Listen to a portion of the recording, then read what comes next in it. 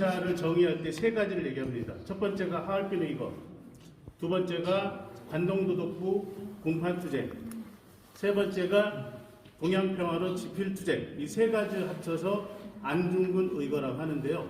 여러분들이 여기 오시면은 안중근 의거라는 표현을 쓰시면 안 되고 안중근 하얼빈 의거라고 표현합니다.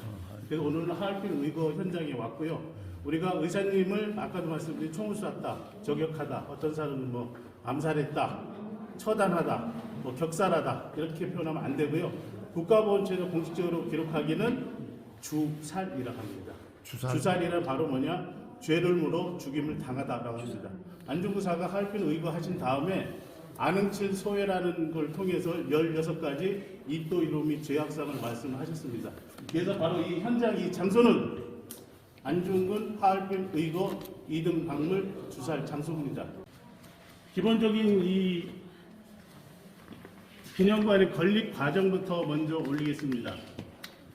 안중근 의사 하얼빈 의거 기념관은 2007년 7월 1일 하얼빈 한국주 행사를 기념해서 그 당시 안중근 의사 기념관장이자 조선민족예술관장이었던 서학동 관장, 그 밑에 강호라 부관장, 그리고 사료를 제공했던 서명훈 선생님, 그리고 김원중 선생님의 사료를 받아서 하얼빈시 정부에서 여기가 아닌 안성가 85 조선민족예술관 1층에 개관을 했습니다.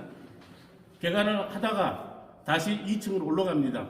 그리고 2014년에 박근혜 대통령이 시진핑 주석에게 자료 발굴과 기념관에 대한 말씀을 드려서 2014년 1월 19일 날 여기에 기념관을 개관했습니다.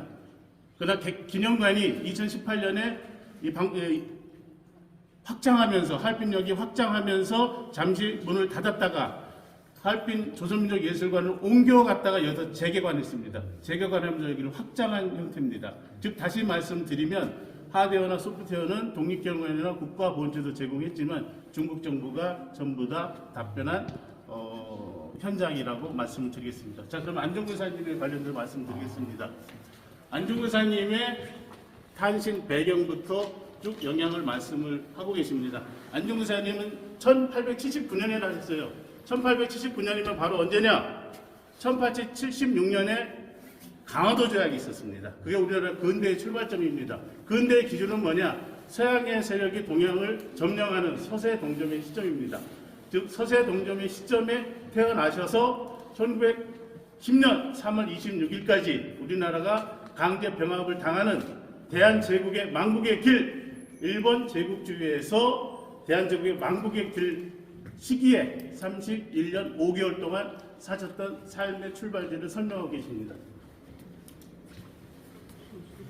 바로 여기는 안중근 의사 말고도 안중근 의사 가족을 설명하고 있습니다. 안중근 의사는 순흥한 씨입니다. 순흥이 어디냐? 많은 분들이 황해도로 알고 계세요. 황해도가 아니십니다. 우리가 여러분 아시는 그 인조반정 사건을 아실 겁니다. 저 경상도에 있습니다. 경상도 순흥이라는데 대단히 큰 도시였는데 인조반정에 의해서 순흥이라는 도시가 거의 없어집니다. 거기에 출신이십니다. 그래서 황해도에서 나셨습니다. 안중근 의사 집안은 우리 안중근 기념관에서 보시면 아시듯이 16명의 독립운동가를 배출한 집안입니다. 그 가계도입니다. 진해 현감을 지냈던 안인수 무인입니다. 그리고 아버지 안태훈 진사입니다. 생원 진사부터는 바로 과거에 급제했다는 뜻입니다. 그리고 그 다음에 의사님이십니다. 그렇듯이 안중근 의사 집안은 무반과 문무를 갖춘 향반 집안입니다. 황해도 해주에서 두 번째, 세 번째 가라고 하는 대단히 만석군의 집안이자 청어를 청어를 잡고 또 200석 이상의 곡식을 기르는 대단히 잘 사는 집안입니다. 그럼에도 불구하고 의사님이 의거라든지 또는 삼흥학교, 도능학교를 만들 때 물론 부인의 김아리 여사의 도움을 집안의 도움을 받았지만 국채보상 운동할 때도 지원금을 내고 부인의 그 여러 가지 폐물들을 내놓으면서 하셨던 그런 노블리스 오블리주를 실천한 집안입니다. 자, 조금 설명 올리겠습니다. 우리가 이제 팩트 하나 바로 잡겠습니다. 안중근 의사의 아들은 분도가 있고요. 준생이 있고, 안홍료가 있고, 정홍료가 있고, 현생이 있습니다. 그죠? 자, 분도라는 사람은 우리가 저기 밀산에서 일본에서 독살했다는 그 설이 있는데 그건 아니고 병사입니다. 정확하게 말씀을 드립니다. 그리고 안준생과 현생은 여러분이 아시는 방문사 화해극 사건 1937년 그런 연루되어져 있고요. 그리고 아들 이제 분도가 없어서 둘째 아들 준생 밑에 운홍 이 사람은 미국에서 심장내과 의사 하셨고요. 그 밑에 현재 남아있는 그 밑에 토니안이 계셔서 이렇게 4대가 있습니다. 여기까지 돌아가셨는데 안홍호 선생과 토니안까지 DNA가 현재 추출되어져 있는 그런 상태입니다. 그래서 우리가 유해 발굴하면 DNA 문제는 해결이 되어져 있다라고 생각하시면 됩니다. 즉 직계 형태는 안홍호까지 있습니다. 이쪽으로 오시면 아버지 안태훈 진사는 갑신정변에 연루가 돼가지고 6살 때 다시 원래 살던 집에서 안으로 들어갑니다. 자, 이쪽으로 오시면 돼요. 간단히 설명드리겠습니다. 이분은 바로 부인인 김아려 여사. 그리고 여기는 분도 준생입니다. 여기서 이제 좀 안태훈 진사를 설명드릴 때 안중근 의사하고 관련된 게 뭐냐면 동암의거에 관련을 갖습니다. 동암의거에 관련을 하면서 그때 그 혹시 불량미 사건이 발생을 하면서 명동성당에 그 당시 종현성당이 나옵니다. 종현성당의 도움을 받으면서 거기에서 천주교에 귀의를 하게 됩니다. 그래서 소개받습니다. 조도소는 러시아 여인하고 결혼하고 여기 와서 세탁소를 운영하려고 했었던 사람입니다. 통역이 필요했습니다. 그래서 채각으로 갑니다. 채각으로 가서 거기서 의거를 하려고 했었습니다. 그게 바로 첫 번째 의거 장소입니다. 첫 번째 의거 바로 이 채각구역이에요. 이 채각구역에 가서 이 지하 이 부분의 숙소입니다. 여기에서 하루 묵으면서 고민하세요. 동국의 겨울 10월달 10월 26일 아침은 어두울 텐데 이또가 내린다 하더라도 안중근 의사는 이또 얼굴을 몰랐습니다. 모르겠는 배경도 좀 설명을 드릴까요? 저기서 좀 설명했어야 돼요. 자, 어쨌든 채가구역에서 이또가 내린다도 구분도 안 되고 그리고 어두워질 거라고 해서 해가 뜨지 않을 거라고 생각해서 그러면 전략을 바꾸자. 그래서 안중근 의사는 다시 하얼빈역으로 돌아갑니다. 그리고 여기에서 우덕순, 조도선은 여기서 먼저 의거를 하고 안중근 의사는 이 하얼빈역에서 하시겠다라고 돌아갑니다. 정보를 제공을 합니다. 뭐라고 하냐면 조도선이 이 당시 채가구역에 있었던 세민이라는 일본 러시아 하사에게 물어봅니다.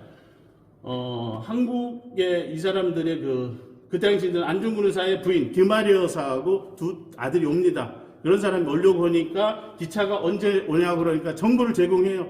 아, 내일 아침에는 중요한 고관 대작이 아침 6시에 온다고 합니다. 그 정보를 듣고 그래서 그렇게 고민한 겁니다. 전략을 바꾸자. 그래서 안중근 의사는 하얼빈역으로 돌아와서 김성재백의 집에 있다가 아침 7시에 마차를 타고 유동하고 옵니다. 유동학에는 돌아가라고 합니다. 유동학은 철저하게 정보 몰랐습니다. 조도선도 몰랐습니다. 많은 사람들이 논쟁을 하는데요. 우덕순만 알았습니다.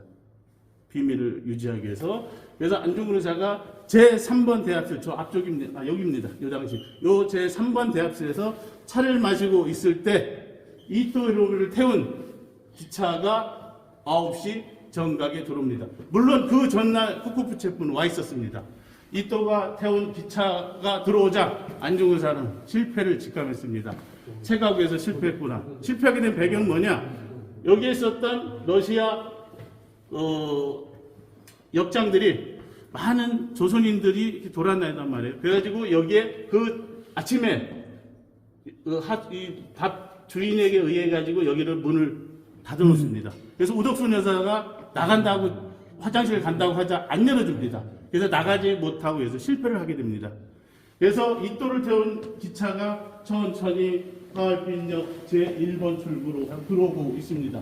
여기에는 첫 번째 오른쪽에 하얼빈 일본 표민, 러시아 헌병대 그리고 각국 영사관들을 이렇게 쭉 도열하고 있습니다.